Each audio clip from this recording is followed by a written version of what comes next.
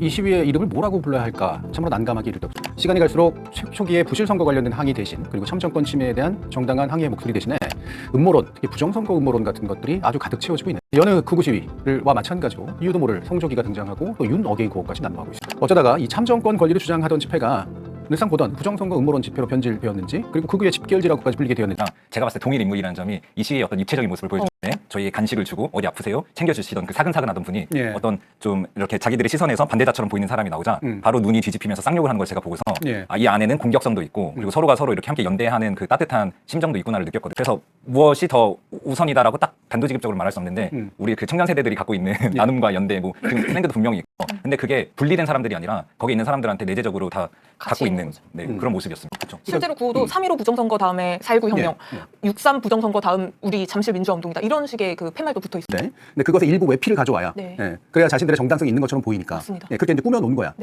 그리고 자기들끼리 연대감이 있어. 그러나 이것만 조금만 벗겨보면 안에 실체는 완전히 되게 구구 빨갱이 놀이 그런 것으로 채워져 있고 그것 낙인이 한번 찍혀지면 엄청난 메카시즘 광풍 같은 것들이 이제 작동하는 그런 공간이에요. 부정선거를 주장하는 단체는 부정선거라는 구호를 지금 우리가 외치면 안 된다라고 주장을 해요. 재선거를 외쳐야 된다고 주장을 해요. 그 이유는 이게 그래야지 시민들에게 확장성이 있고 2030 중도층들이 이 시위에 나올 수 있고 우리가 쭉 유지를 하다가 어느 정도 시간이 되면 세력이 모아지면 그때 부정선거를 밀어붙여야 된다라고 정확하게 이렇게 얘기를 하더라고요. 아 내가 그동안 속고 살았구나. 내가 완전히 이 세상을 잘못 알고 살았구나 하는 충격에 우울증을 알았다. 나 너무 힘들었다. 근데 내가 개돼지였다는 표현을 쓰고 근데 그 사람이 그 말을 할 때 표정이나 얼굴에서는 그런 식으로 뭔가 통각의 경험을 이 현장에서 하고 있다는 걸 제가 느꼈고 그래서 이거는 이렇게 단순하게 한 줌의 어떤 그냥 해프닝으로 볼 문제는 아닌 것 같다. 그런 느낌이 들어요. 말씀드렸던. 그 안에서 제가 자주 들었던 얘기들이 청년들이 이제 지나다니면서 4050 진짜 빨갱이들 공산당 중국산 같아 중국인이야 막 이러면서 60, 70대의 노년 세대의 화학적 결합이 이런 그 이념 정치 이념이라고 해야 되나 이런 음모론을 통해서 결합이 되는 거죠. 네, 그 중에 하나가 취재도 하신 그 리박스쿨 같은 문제고 극우 기독교가 어린 세대를 대상으로 해서 이제 일종의 세뇌 작업들을 먼저 준비를 그런 것들을 우리 초등학생들을 대상으로 교육을 하려고 하고 그리고 청년들을 대상으로 댓글 작업을 하는 그 자승단이라는 걸 모집을 한 게 이제 리박스쿨이었었어요. 지금 확실히 인스타그램이 젊은 층들을 대상으로 해서 이와 비슷한 세계관을 다른 방식으로 미디어로 포장돼서 쇼츠화해가지고 이제 퍼지는 것이 굉장히 강력한 선전 수단이 되고 있다라고 느끼는. 중에 한 명은 내가 2차 개몽이 됐다. 이 조정진 대표님의 이야기를 듣고 2차 개몽이 됐다. 이렇게 말을 할 정도로 너무 놀라워하는 거예요. 내가 교과서에서 배웠던 거랑 다른데요. 그렇죠. 그 자체는 순수한 동기일 수 있으나 그게 이제 전형적으로 세뇌에 의해서 만들어지고 그렇죠? 되게 이상한 그 종교에 빠지게 되는 것과 유사한 과정이라서 저는 이 심리적 메커니즘을 되게 정교하게 좀 분석하고 이걸 어떻게 차단시킬 수 있을 것인가에 대한 노력들이 좀 필요하지 않은가 하는 생각이 들어요. 원 구성될 때까지는 안 낼게요. 이 말이잖아요. 검찰에게 시간을 벌어주는 거예요. 6월 29일까지 내겠습니다. 이것도 아니에요. 나중에 하겠다는 거는 안 하겠다는 거하고 똑같은 거예요. 맞습니다. 8월 17일이 전당대회인데 그 이후에 하겠다라는 거는 그 이후에 물리적으로 시간이 안 됩니다. 아까 말씀드린 것처럼 뭐 대통령령이라든지 예규라든지 여기에서 조직하고 부서 인원이 결정이 되거든요. 그 인원이 결정이 돼야지 지금 검찰청에서 몇 명이 이쪽으로 오고 경찰에선 몇 명을 또 공모를 할 건지 이 인사 작업만 한 달 넘게 걸립니다. 대통령령으로 정한 사건. 저렇게 하면 무한 확장이 가능해요. 등한으로요. 등과 대통령령으로요. 저게 아마 검사들 머리로 196조 예외적 보안수사. 그러니까 보안수사를 원칙으로 폐지를 원칙으로 한다. 이건 아무 의미가 없어요. 원칙으로 한다, 기본으로 한다, 뭐 이런 표현, 이런 입장은 그거는 수사권을 주겠다는 입장입니다. 그리고 지금 하지 않겠다는 것은 수사권을 주겠다는 입장으로 저는 보여져요. 맞습니다. 검사들의 목표는 저렇게 마치 저게 그럼 구속사건이나 공소시효 임박사건은 얼마 안 될 것 같아요. 수사권을 주지 말자고 이 난리법석을 쳐서 여기까지 왔는데 결국은 예외적 보안 수사권이라는 이름으로 그냥 수사권을 주는 거잖아요. 맞아요. 그러면 말짱 도루묵인 거잖아요. 말 장난이에요. 보안. 지금의 수사 인력은 검찰청에서 빠지지 않습니다. 그러면 그대로 특활비고 뭐 수사 인력이고 그대로 가는 거예요. 그래서 전체적으로 보면 이 수사권이 폐지된다 하더라도 검찰의 권한은 현재 대비 한 70% 정도는 유지하는 막강한 권력기관입니다. 그래도 검사가 제일 막강한 권력기관 여전히 이게 다 이루어져. 법무부 장관이 국무총리보다 무거운 형을 받는 것도 이상하다는 겁니다. 의아하거나 이상하다면 박성재가 이상민이나 한덕수보다 형량이 높은 게 문제가 아니라 도리어 이상민이나 한덕수가 형량이 낮은 게 의아한 거고 국무위원식이나 하고 공무원에 오래 봉직했다는 이유로 형량을 깎아준 게 이상한 거겠죠. 사설은 이것보다 더 한 걸음 나아가 있습니다. 내란을 선동했던 이석기 전 통진당 의원은 고작 9년을 받았는데 비상겸 후속 조치에 관여했을 뿐인 박성재가 25년을 받은 게 말이 되느냐는 노골적인 선동을 하고 있더군요. 그렇다면 묻죠.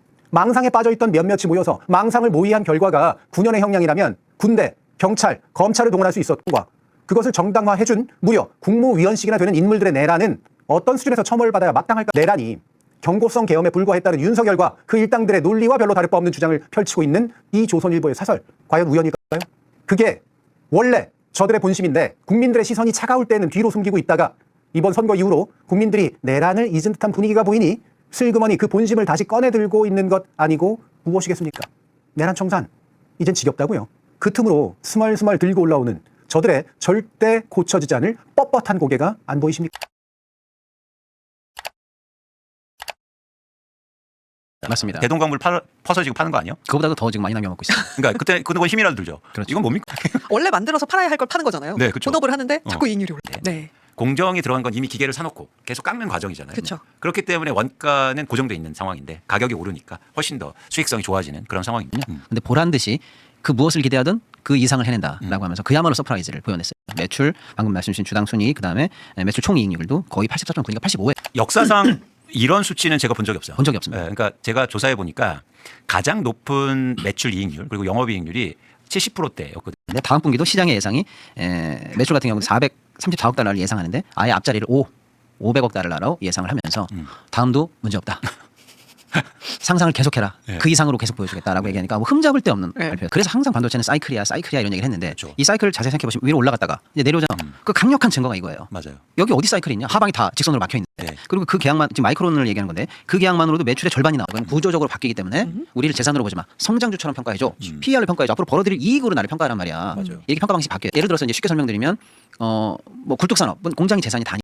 근데 예를 들어서 로봇이라든지 바이오 같은 회사들은 가진 건 별로 없는데 터지면 몇 조 단위가 계속 터지는 계약이 열려 있잖아요. 그런 회사들은 그래서 곱하기를 많이 해줍니다. 그러니까 지금 삼성전자 하이닉스를 놓고 PER로 평가해라. 그리고 멀티플을 더 줘라. 그렇게 되면 앞으로 더 위로 갈 수 있습니다. 네. 근데 저 수익률이 예를 들어서 90%도 갈 수 있어요? 가격이 뭐 계속 오르면 가겠죠. 네, 증명이 됐습니다. 그래서 이만희로 가기 전에 이인자 고동환이라는 사람을 비롯해서 이 총무 그리고 이 기획본부장들이 다 구속이 된 상태예요. 그래서 신천지가 윤석열과 손잡고 윤석열 대통령 만들기에 나섰다는 부분은 이렇게 증명이 됐습니다. 이 지지율 하락은 통상의 정부 지지율 하락하고 다르다고 여러 번 반복해서 말씀드리는데 코어 지지층이 빠지는 거라고.